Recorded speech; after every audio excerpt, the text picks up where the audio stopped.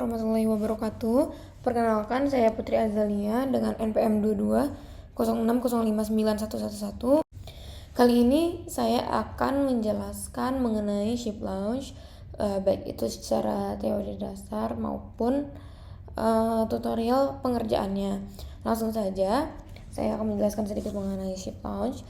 Jadi, peluncuran kapal itu adalah proses pemindahan kapal dari darat ke air setelah proses pembangunan selesai. Tujuan peluncuran itu adalah untuk memastikan kapal siap beroperasi, menguji stabilitas dan kinerja kapal, meminimalkan risiko kerusakan. Dan jenis-jenis peluncuran itu ada dry launch, yaitu diluncurkan dari daratan ke air menggunakan sistem rel atau landasan. Ada juga yang luncur basah, jadi diluncurkan dari dock kering ke air. Dan jenisnya itu juga ada yang longitudinal dan transversal. Kalau karakteristik dari yang longitudinal itu sendiri, itu sudut peluncurannya lebih kecil, kecepatan peluncurannya lebih tinggi, stabilitas kapalnya lebih baik, dan itu cocok untuk kapal besar. Dan karakteristik dari peluncuran transversal yaitu ada sudut peluncurannya lebih besar, kecepatan peluncurannya lebih rendah, stabilitas kapal lebih sulit, dan cocok untuk kapal kecil. Dan faktor-faktor apa saja yang mempengaruhi peluncuran kapal, yaitu ada berat kapal, ada sudut peluncuran kapal, ada kondisi air, ada sistem peluncuran, material kapal, dan desain kapal. Dan dalam launching ini ada beberapa fase ya. Jadi fase yang pertama itu ada fase persiapan, yaitu pre-launch, yaitu pemeriksaan struktur dan badan kapal, pengaturan berat kapal untuk stabilitas, pemasangan sistem peluncuran, pemeriksaan kondisi laut, dan persiapan tim peluncuran. Dan ketika memasuki fase 2, yaitu kapal itu mulai bergeser dari posisi awal. Jadi sistem peluncurannya udah mulai diaktifkan, kapal mulai mendapatkan kecepatan, bagian depan kapal atau bow itu udah mulai memasuki air dan gaya apungnya udah mulai bekerja. Dan pada fase 3, kapal itu udah sepenuhnya terapung di air, kecepatan peluncuran maksimumnya udah tercapai, gaya apungnya mencapai keseimbangan dengan berat kapal, dan kapalnya mulai berlayar. Dan sistem peluncurannya udah mulai dilepaskan. Dan pada fase 4, kapalnya itu udah mengapung secara stabil, sudah bisa melakukan proses pemeriksaan kondisi kapal setelah peluncuran, dan kapal itu udah mulai siap beroperasi. Jadi langsung saja bagaimana proses pembuatan perhitungan ship launch ini. Jadi yang pasti pertama-tama kita isi dulu main dimension ini, apa saja data yang dibutuhkan seperti LPP, draft, LWL, depth kapalnya. Nah, semuanya ini saya ambil dari principal dimension kapal saya. Dan kita lihat di sini koefisien geseknya kita tentukan. Nah, koefisien geseknya ini angkanya dari mana? Yaitu didapat dari buku biru ya, buku panduan tugas merancang kapal. Dan karena kapal saya itu ukurannya 30,25, berarti dia itu termasuknya ke kapal kecil. Jadi ini adalah koefisien gesek yang saya gunakan, yaitu 0,04. Kemudian sudut kemiringan. Sudut kemiringan atau tan B ini kita kan ada beberapa pilihan kan, ada seperti 18, 16, 12. Nah, itu saya pilihnya yang 1/12 karena kapal saya kapal kecil. Dan di sini kita dapati tan B-nya itu 4,76. Nah, apa itu tan B? Tan B adalah sudut kemiringan kapal saat peluncuran yang ditentukan oleh panjang kapal dan kondisi peluncuran. Sudut ini tuh mempengaruhi panjang lintasan peluncuran dan stabilitas. Nah, faktor yang mempengaruhi tan B itu apa aja? Ada panjang kapal. Jadi kapal yang lebih pendek, tan B-nya itu akan lebih curam. Dan berat kapal mempengaruhi gaya apung dan displacement dan kondisi peluncurannya. Dan apa hubungan dari tan B dengan peluncuran kapal? Hubungannya itu yang pertama ada panjang lintasan peluncuran, tan B yang lebih curam, panjang lintasannya itu lebih pendek. Nah, yang kedua ada stabilitasnya, tan B itu mempengaruhi stabilitas kapal saat peluncuran. Nah, kalau kapal kecil itu tanbenya lebih curam, memerlukan lintasan yang lebih pendek. Sedangkan kapal besar tanbenya itu lebih landai dan memerlukan lintasan peluncuran yang lebih panjang. Kalau yang kapal kecil berarti peluncurannya itu lebih cepat karena tanbenya, dan kapal besar itu peluncurannya lebih lambat. Seperti itu. Kemudian apabila kita sudah menentukan tanbe kita masukkan LWT kapal kita, yaitu diambil dari mana? Dari weight estimation. Jadi ini ya angka ini yang saya ambil dari weight estimation saya. Diperoleh berat peluncurannya. Nah, berat peluncurannya ini biasanya itu 16% dari berat kapal. Nah, lalu untuk perencanaan sepatu peluncurannya ini kita menggunakan interpolasi dari LPP dan S. Kita ambil sesuai dengan tabel acuan, yaitu di sini saya menggunakan batas atas dan batas bawahnya itu 50 dan 100. Akan menghasilkan nilai X ya. Oke, kemudian kita mulai menghitung LCG-nya, yaitu perhitungan letak titik berat tanpa balas. Pertama-tama kita masukin dulu semua data ini. Berat baja kapal, berat shaft kapal, berat bulbosbel, berat propeller, berat mesin utama, berat mesin cadangan, berat outfit dan peralatan peluncuran. Itu semuanya beratnya kita ambil dari weight estimation. Nah, ini udah saya masukin ke sini. Lalu ini dari AP ini kita itu hitung si bendanya dari AP, jarak dari bendanya ke AP. Nah, coba kita ambil contoh satu aja ya, gimana cara menghitungnya. Misal kita mau mencari yang berat mesin utama. Kita kosongin dulu. Berat mesin utama, oke, kita hitung. Nah, kita cari titik tengah dari mesin utamanya ini.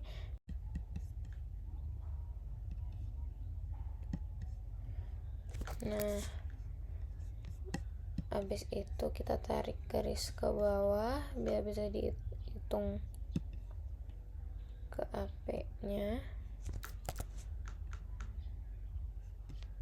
Nah, kalau udah, kita tinggal ukur dari titik tengahnya ini ke AP. Nah,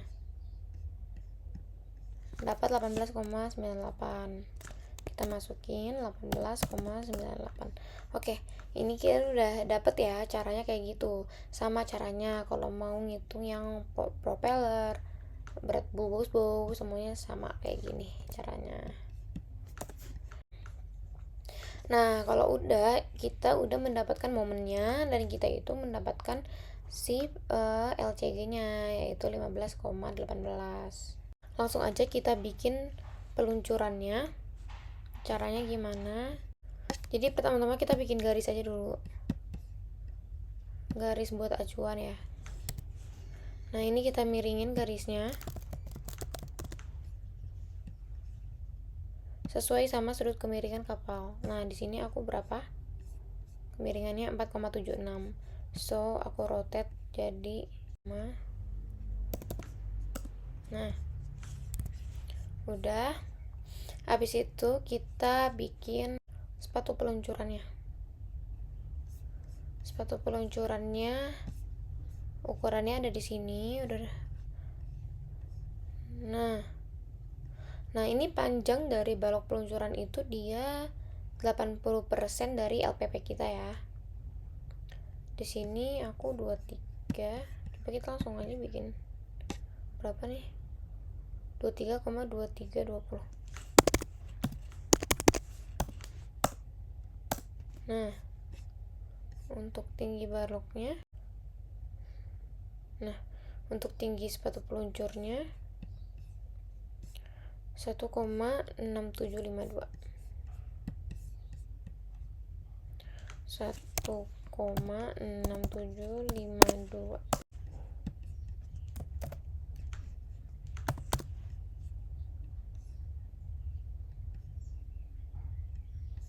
Oke.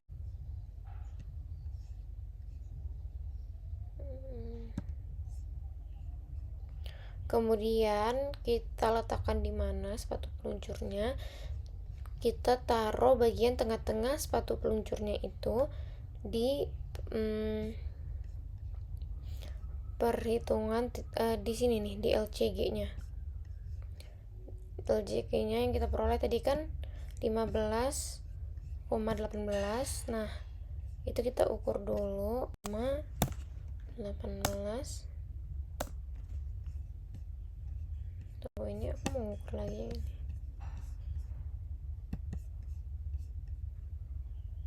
Mungkin ini bener ya. Nah, kita taruh ini di AP.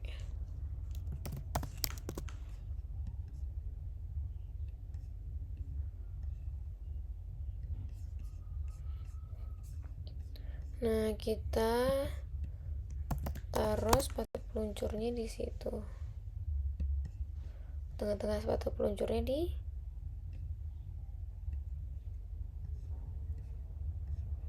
di sini. Nah,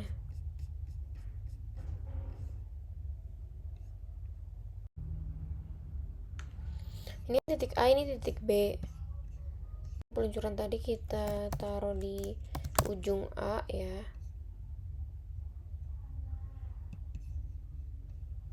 Oke, di sini. Nah, lintasan panjang. Oke, kalau kita udah taruh garis acuan tadi di bagian bawah, kita rotate lagi sesuai sama sudut kemiringan kita.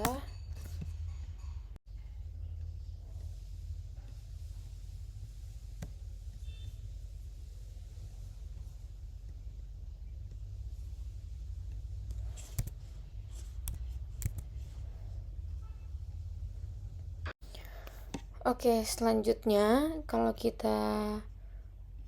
selanjutnya kita akan membuat garis air. Caranya gimana? Kita hitung dimensi. Bentar, aku tandain dulu ini titik ABC-nya ya. AB-nya. Belakang itu B.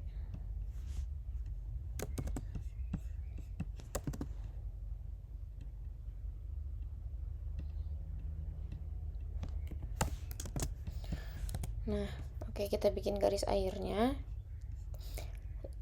Cara ngitung garis airnya itu kita hitung dimensi dari LCG ke titik B. Nah, ini berapa? 11,62. Habis itu kita taruh di titik B. Coba ini kita tandain jadi warna merah kali ya.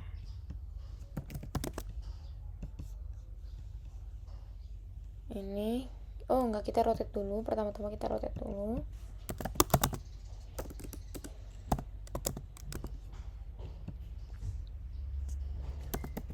Rotate 4,76.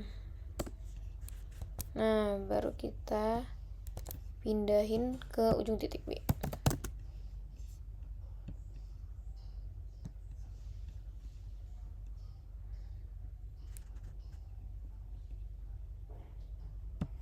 Nah,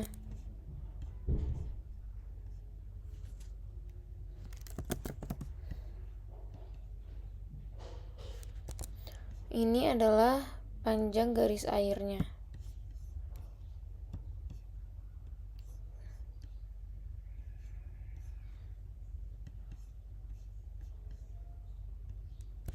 Nah,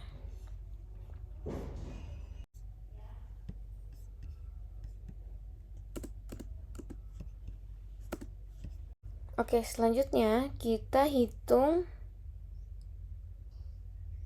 kita ukur tinggi dari balok B ke bawah sampai ke garis air. Habis itu kita masukin dimensionnya ke tinggi AP. Ukur dari titik B ini ke garis air, maka kita dapatkan angkanya 0,83. Ini kita masukin ke tinggi AP 0,83. Oke, maka dari itu kita bisa mengetahui kecepatan peluncurannya. Oke, selanjutnya kita memasuki fase 2. Pertama-tama kita bikin dulu garis lintasannya.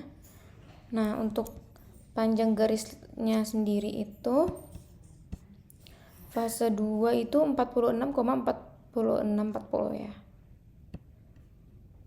46,4640. Oke. Kalau udah, kita ganti warna kuning dulu. Nah, kita move. Kita move taruh di bentar, kita matiin dulu ininya.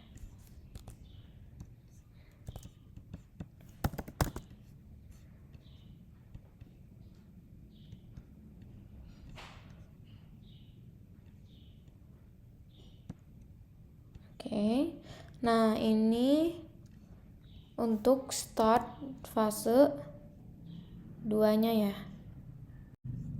Oke, udah bener. Selanjutnya kita copy nih kapal kita yang udah kita miringin, kita paste. Ini bikin fase 2 ya.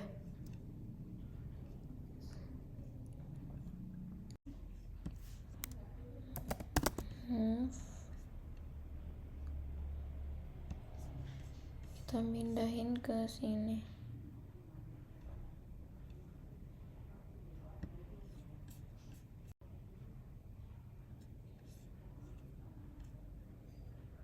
Oke, ini masih aman ya.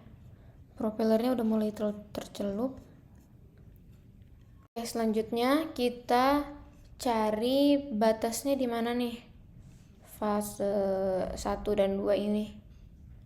Nah, caranya kita lihat jarak sisa lintasannya. Ini fase 2. Jarak sisa lintasannya berapa? 13,2720. Kita bikin aja garisnya di sini.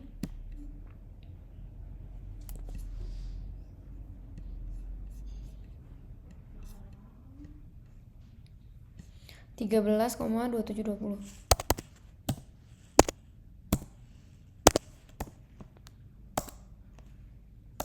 Nah, kita rotate.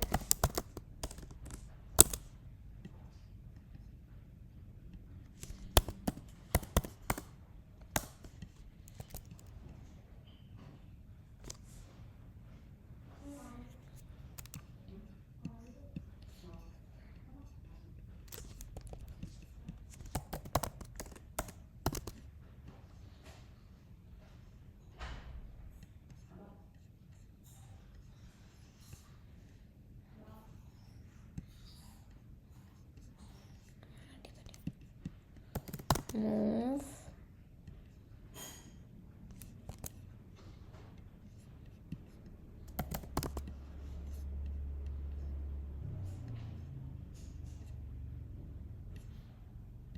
Nah, berarti batasnya ini fase 2. Fase 1 dan fase 2. Nah,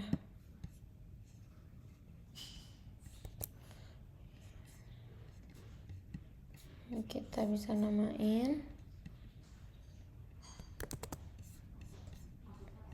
ini fase 1.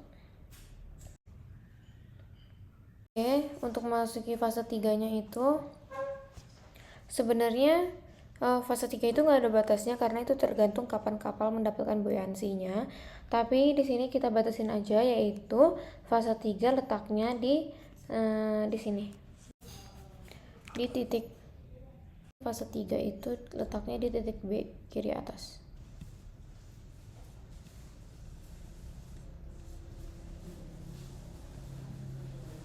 Nah, ini fase 3. Selanjutnya kita tinggal letakkan yang terakhir ini. Kapal kondisinya sudah mulai launch ya. Ini kita letaknya di kira-kira aja, yang penting propellernya udah tercelup ya. Ini udah aman ya. Nih, propeller udah tercelup dan masih di atas draft, masih jauh dari draft lah gitu. Oke, selanjutnya kita mulai memasuki ke perhitungan bunyian, dimana kita mencoba untuk memvisualisasikan displacement kapal yang tercelup di jarak-jarak tertentu dan diwakili oleh WL ini, WL2 468 yang saya gunakan. Ini tuh sehingga jarak untuk WL tergenangnya. Nah, jadi kita ukur per waterline. Nah, di sini saya sudah menyiapkan bunyian yang sudah saya skalakan. Jadi kita buat dulu garisnya. Untuk WL2 17,2200.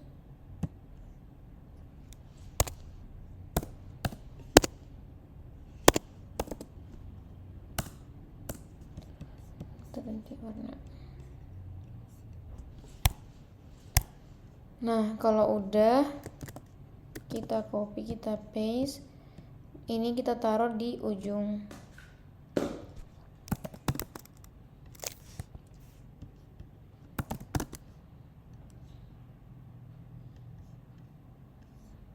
AP. Oke. Kalau udah yang ini kita rotate dengan kemiringan yang sama.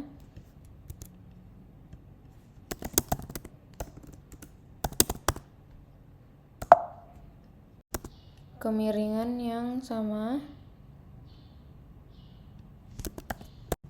Nah, lalu ujungnya ini kita pindahkan ke garis yang tadi. Ini. Nah, setelah itu kita akan mengukur garis yang berpotongan dengan garis kuning ini. Nah, karena ini belum menyentuh, jadi kita startnya dari yang station 1. Nah, ini kita ukur, kita masukkan perhitungannya di sini. Kita tulis 0 dulu. Kita ukur yang station 1, ini dari sini sampai sini itu 0,12.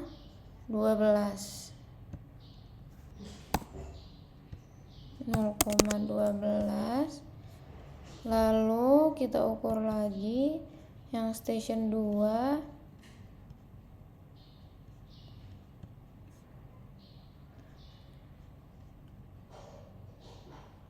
Nah, untuk yang station 2 ini dia kecil banget, kayaknya ada kemungkinan dia ukurannya juga 0 deh.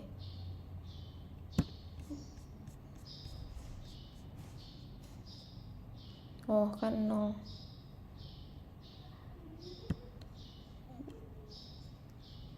Kemarin sempat hitung juga, kayaknya yang station 3 juga iya. Mungkin yang station 4 dia mulai ada ukurannya.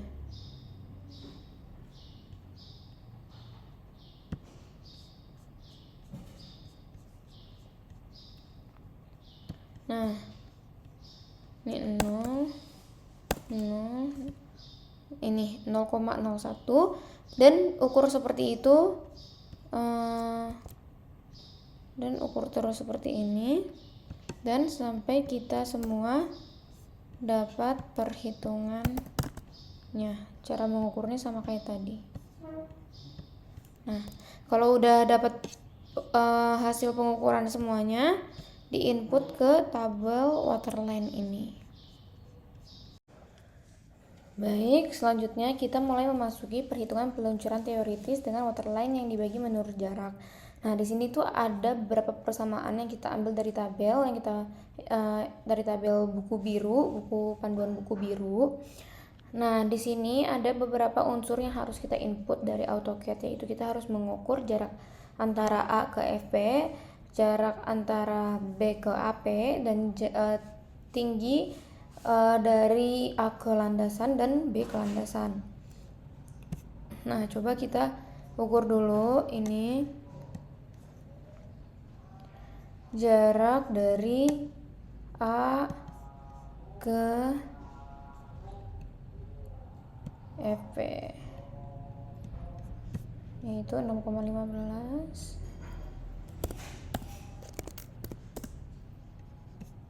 Habis itu jarak dari B ke AP yaitu 3,56. Kemudian A dari landasan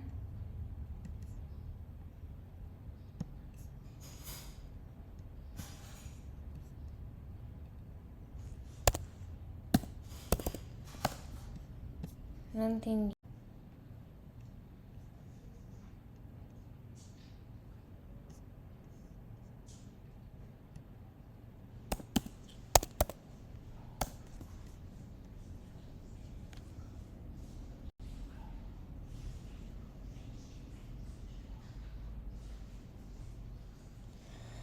Jadi pada bagian akhir ini kita bisa menemukan tujuan kita, yaitu hasil yang diperoleh dari tabel penentuan nilai. Jadi terlihat hitungannya itu di bagian sini. Nih, reaksinya dari reaksi, bilang reaksi maksimum, reaksi pada ujung balok peluncur, reaksi pada ujung landasan.